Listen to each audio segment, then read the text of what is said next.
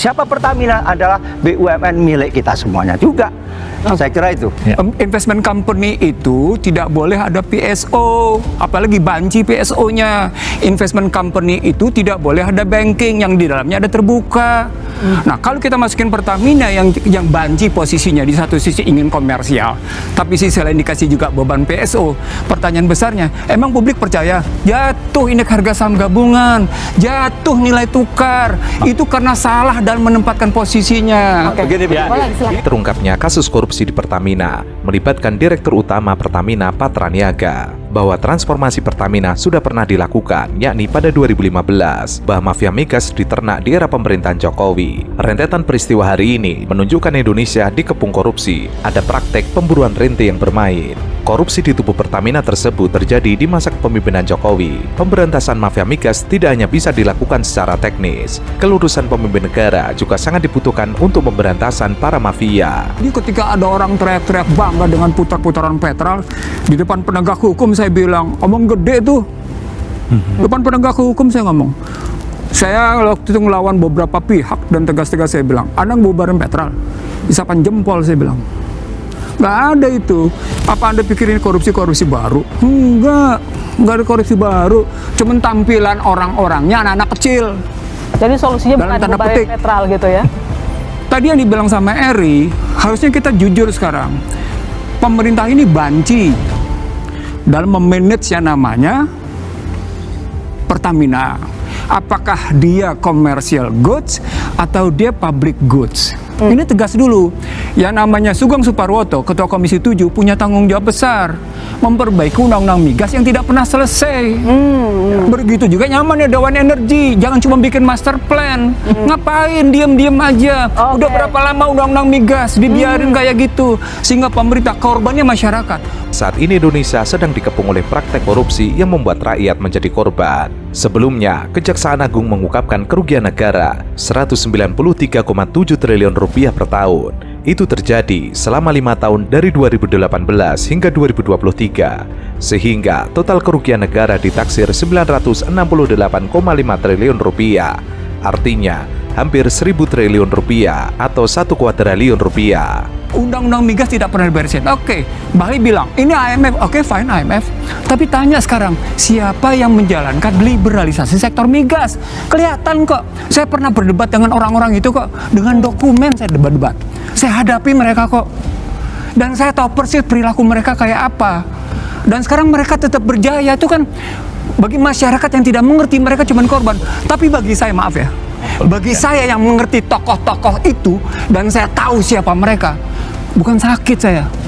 Luar biasa mereka menikmatinya. Luar biasa. Mau kasih dalil dokumennya? Iya benar. Mau lihat dokumennya? Saya bisa kasih lihat dokumennya. Artinya sesungguhnya tanggung jawab besar pemerintah. Gini loh bahasa sederhananya. Komisi 12 sekarang punya tugas menyampaikan kepada Presiden.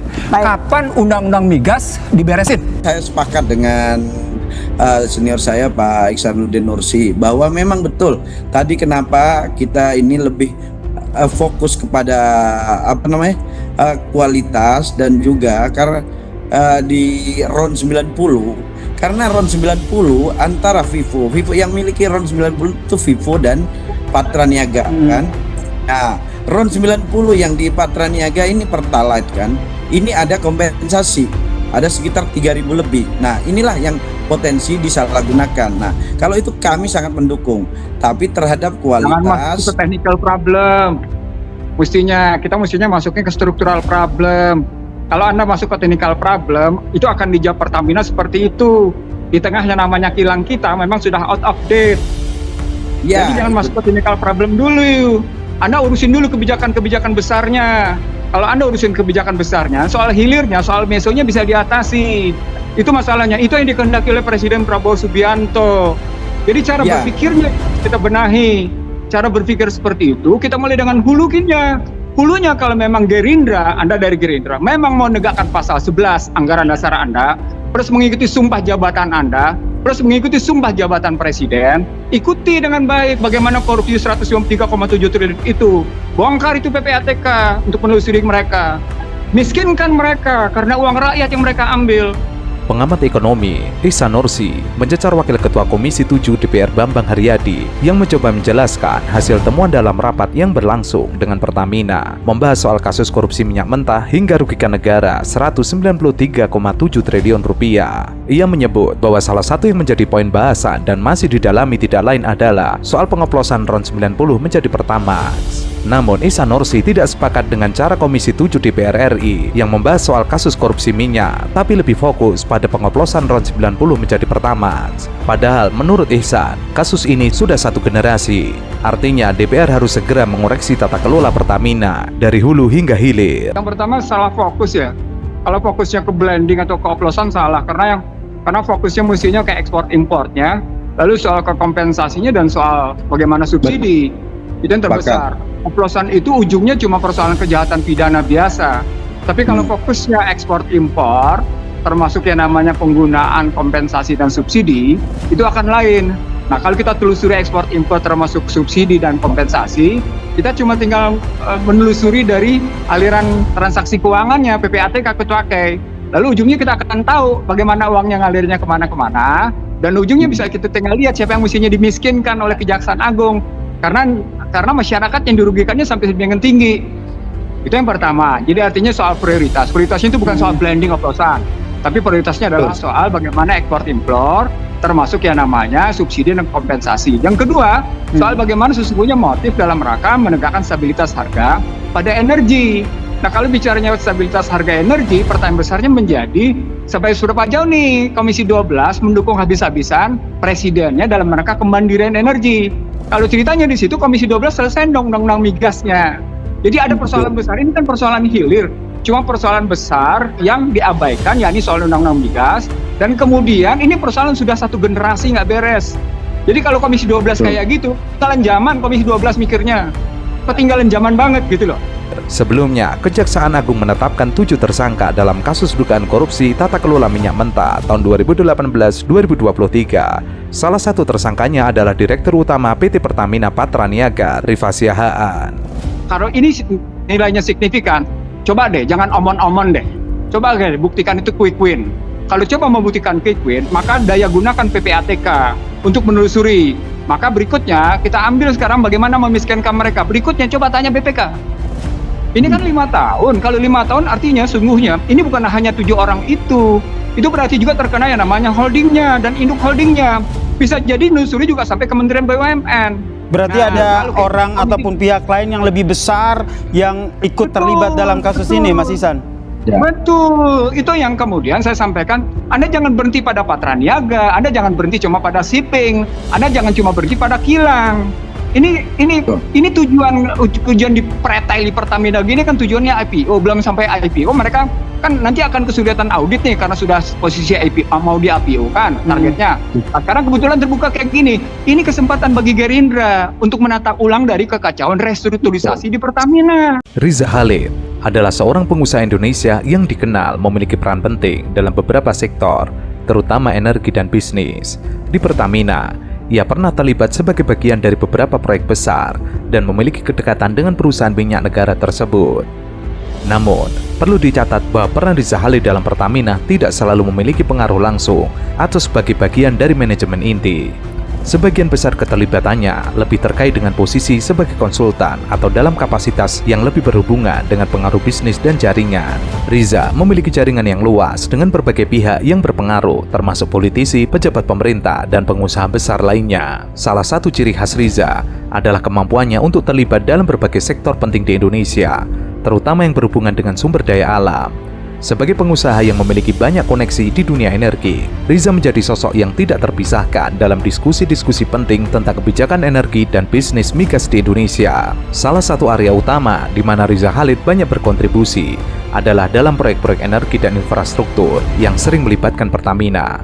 Salah satu contoh adalah ketika Riza terlibat dalam pengembangan infrastruktur minyak dan gas di Indonesia yang berhubungan langsung dengan kegiatan operasional Pertamina. Selain itu, Riza Khalid juga dikenal sebagai seorang pengusaha yang memiliki kepemilikan atau keterlibatan dalam beberapa perusahaan energi besar di Indonesia.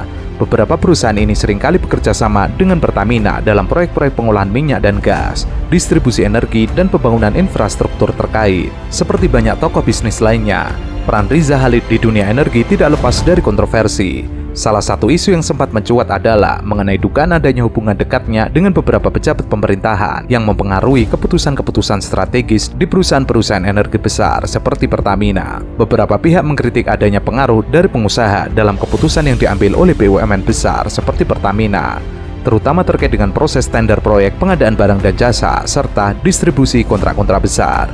Kontroversi ini muncul terutama dalam konteks ketergantungan Indonesia terhadap energi yang membuat Pertamina memiliki posisi yang sangat strategis. Beberapa pihak menilai bahwa ketergantungan pada pengusaha seperti Riza Khalid bisa menyebabkan masalah dalam transparansi dan akuntabilitas di dalam sektor energi. Paham betul bahwa seluruh presiden mulai dari Pak Harto sampai sekarang itu selalu dekat dengan bapaknya swasta yang ditangkap.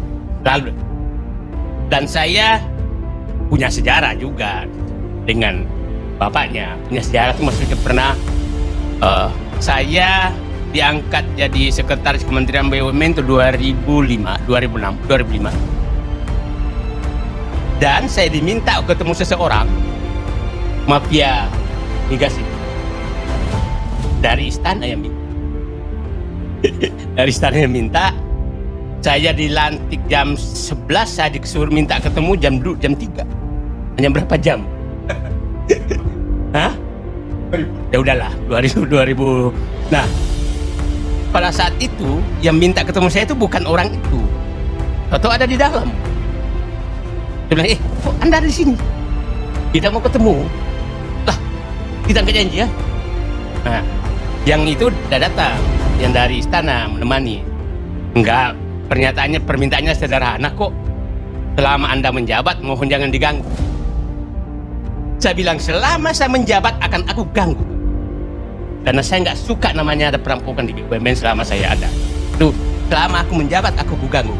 Kasus dugaan mega korupsi di lingkungan PT Pertamina cukup mencengangkan publik tanah air. Nilai kerugian negara yang begitu fantastis membuat masyarakat geram. Atas pengungkapan yang dilakukan oleh Kejaksaan Agung itu, mantan sekretaris BUMN Said Didu ikut memberikan komentarnya. Tokoh yang dikenal kritis itu khusus menyoroti salah seorang tersangka Muhammad Keri Andriantono yang merupakan putra pengusaha Muhammad Riza Khalid. Said Didu menyebut, langkah Kejaksaan Agung dalam mengungkapkan kasus tersebut menjadi tanda yang baik dalam memberantas mafia migas di Indonesia. Penangkapan pejabat Pertamina dan putra MRC oleh Kejaksaan Agung diharapkan sebagai langkah Presiden Prabowo menggulung karpet merah mafia migas di Indonesia yang selama ini diberikan oleh rezim sebelumnya kepada mafia migas tersebut.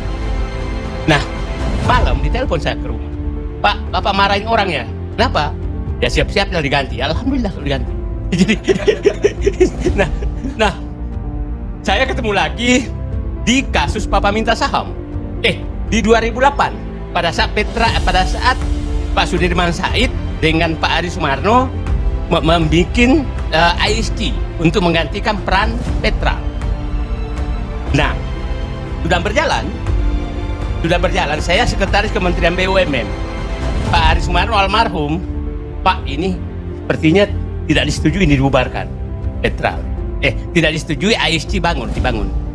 IST itu adalah mengatur pengadaan migas lewat langsung Pertamina, tidak lagi lewat Petra.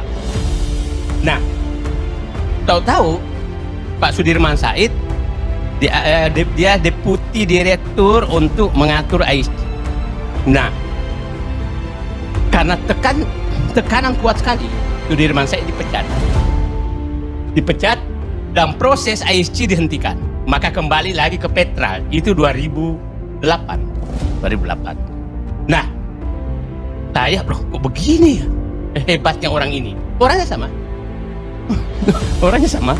Nah, memang hebat sekali. Maksud saya Pak Banggar ini bahwa Pak Prabowo masuk di sini itu makan bubur panas mulai dari tengah.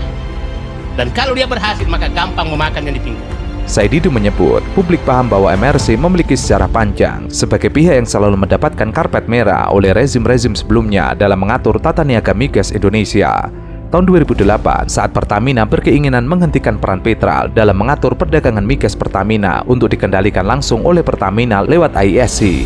Saat itu, ISC Pertamina dipegang oleh Sudirman Said sedang menyiapkan perubahan tersebut, tapi diminta menghentikan proses pengalihan tersebut dan minta agar pengaturan perdagangan dikembalikan ke Petra lagi. Said Didu menyebut cerita tentang penghentian ISC dan Sudirman Said serta Dirut Pertamina dipahami betul, tapi belum saatnya dibuka. Di hasil audit kita, audit yang dipimpin almarhum Faisal Basri, Satgas anti mafia migas, itu terungkap dan bahwa Petra itu hanya nama, semua mengarah ke orang. Komunikasi telepon semua karyawannya adalah mengarah. Siapa orangnya? Ya udahlah. Nah, jadi setelah saat itu kita mau laporkan ke KPK.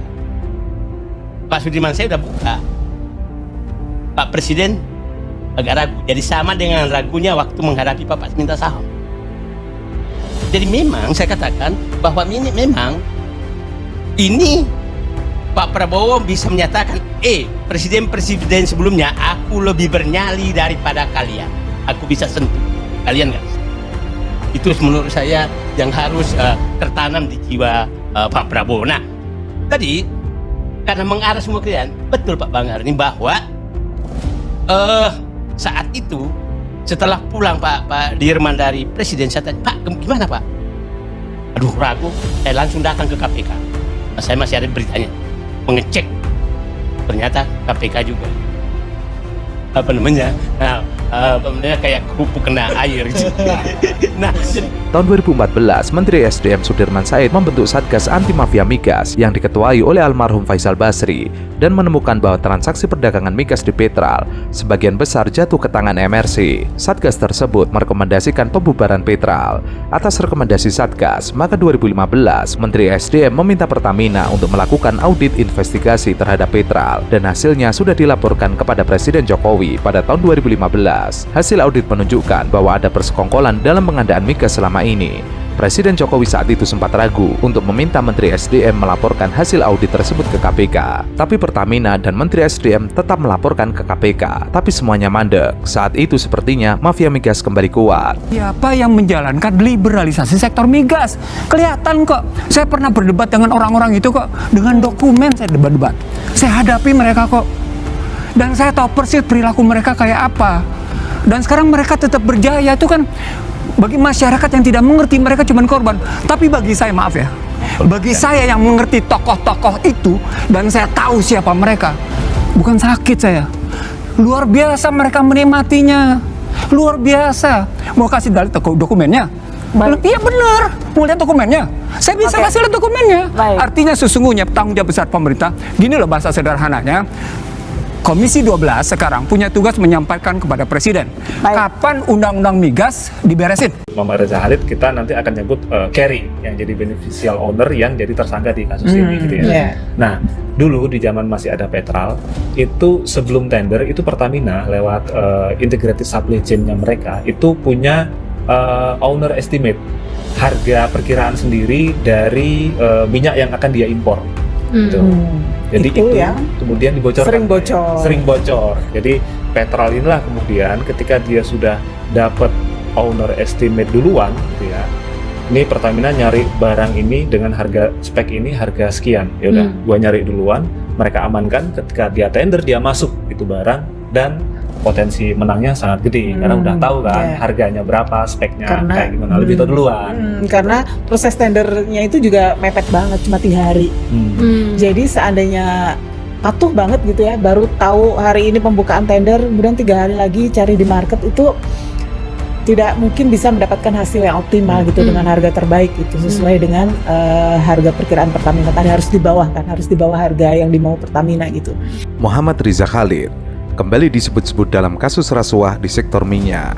Riza menjadi sorotan setelah anaknya Muhammad Kerry Andrianto Riza ditetapkan sebagai tersangka dalam dugaan kasus korupsi tata kelola minyak mentah dan produk kilang di PT Pertamina, subholding, dan kontraktor-kontrak kerjasama. Muncul dari kasus yang menimpa anaknya, rumah dan kantor Riza pun digeledah oleh Kejaksaan Agung.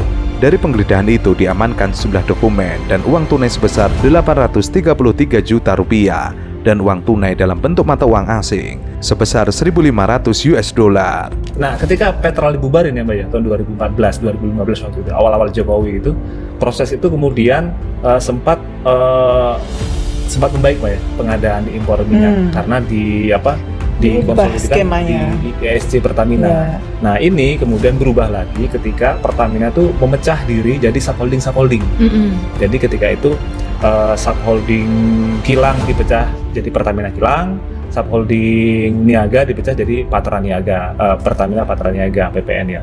Nah, akhirnya pengadaan crude oleh Kilang, pengadaan BBM impor oleh Patra Niaga. Nah, ini kemudian kita ngobrol dengan beberapa orang. Praktik yang sebelumnya terjadi di zaman Petral itu ada indikasi balik lagi ketika terulang lagi ketika di sini, terutama yang di Pertamina Kilang ya. Di Pertamina Kilang itu ada indikasi memang praktik membocorkan owner estimate, terus kemudian mengatur spek atau mengatur spesifikasi produk yang ingin diimpor supaya hanya orang-orang tertentu saja yang bisa memenuhi ini. Perihal kemungkinan keterlibatan Riza dalam kasus ini, Kepala Pusat Penerangan Hukum Kejagung, Harley Siregar, membuka peluang penyelidik memeriksa Riza Khalid. Riza bukan pertama kalinya terseret skandal soal minyak di tanah air. Pengusaha yang mendapat julukan The Godfather ini pernah beberapa kali disebut-sebut dalam kasus serupa. Itu jadi satu unit ya di Pertamina yang dia awalnya ketika ESG ini berdiri. Jadi ESG itu sebenarnya ada dua periode kebangkitan dalam tanda kutip gitu ya, sebelum era yang Jokowi itu. Dulu ESG dibangun untuk mengambil alih pengadaan semua, mulai dari perencanaan, bikin raca kebutuhan minyak mentah, raca kebutuhan BBM, sampai pengadaannya bagaimana, semua direncanakan di sini gitu. Nah, kemudian ada yang terganggu dengan skema ini karena tidak lagi bisa mengintervensi, tidak lagi, walaupun kabarnya sih bocoran masih beberapa kali ada ya, bocoran owner estimate tadi gitu. Tapi dengan terintegrasinya proses pengadaan crude maupun BBM ini membuat pihak yang biasa mengintervensi itu menjadi kesulitan. Terungkapnya kasus korupsi di Pertamina melibatkan Direktur Utama Pertamina Patra Niaga, bahwa transformasi Pertamina sudah pernah dilakukan, yakni pada 2015, bahwa mafia migas diternak di era pemerintahan Jokowi. Rentetan peristiwa hari ini menunjukkan Indonesia dikepung korupsi, ada praktek pemburuan rente yang bermain. Korupsi di tubuh Pertamina tersebut terjadi di masa kepemimpinan Jokowi. Pemberantasan mafia migas tidak hanya bisa dilakukan secara teknis, kelurusan pemimpin negara juga sangat dibutuhkan untuk pemberantasan para mafia. Ada temuan-temuan lah, misalnya pengadaan crude, pengadaan BBM itu kan sebenarnya bisa diproyeksikan, bisa diestimasi berapa kebutuhan kita 5 tahun, 10 tahun ke depan, bahkan 20 tahun ke depan bisa diproyeksikan dengan mengasumsikan pertumbuhan konsumsi, pertumbuhan penduduk gitu kan ya. Sampai 20 tahun? Harusnya bisa diproyeksikan gitu. Tapi dengan proyeksi itu maka harusnya ada kontrak long term. Jadi harusnya kontrak long term itu punya porsi yang lebih besar daripada pembelian di spot. Pembelian di spot itu kan cenderung mahal ya, gitu. Karena belinya dadakan gitu. Kayak tahu bulan. Sebelumnya, Kejaksaan Agung mengungkapkan kerugian negara 193,7 triliun rupiah per tahun. Itu terjadi selama 5 tahun dari 2018 hingga 2023, sehingga total kerugian negara ditaksir 968,5 triliun rupiah. Artinya, hampir 1.000 triliun rupiah atau 1 kuadriliun rupiah. Ada rapat yang melibatkan petinggi Patra Niaga dan orang Kilang, sehingga dikondisikan Kilang itu tidak menyerap semua crude yang ada di dalam negeri gitu. Nah, dikondisikan dengan kapasitas tertentu tidak bisa menyerap, padahal ketersediaan crude itu ada gitu. Nah, akhirnya dipilihlah jalur impor yang itu menggunakan lewat tangan yang tadi itu anak Riza Khalid, Kerry gitu. Nah, disitulah sebelum seolah-olah dibikin tender, padahal itu sudah dikondisikan itu akan diambil alih oleh Kerry. Makanya dari alur proses ketika barang itu datang Disitulah peran Pertamina Shipping ya. Nah, di situ juga dalam pengiriman itu ada markup tuh 13-15% yang keuntungannya itu dinikmati lagi oleh carry. Jadi nanti sampai harga dari kilang ke Patra Niaga, nah itu juga karena yang tadi kita cerita ya, harusnya yang kita bayar 92 tapi yang datang 90. Nah, harga itu juga jadi kerugian negara. Dan harga yang harus dibayarkan Pertamina dari pengadaan ini juga lebih tinggi. Nah, disitulah terjadi persekongkolan ya, karena sudah diatur utak-atik oleh orang Pertamina berapa di route ini dengan carry dan beberapa jejaringnya.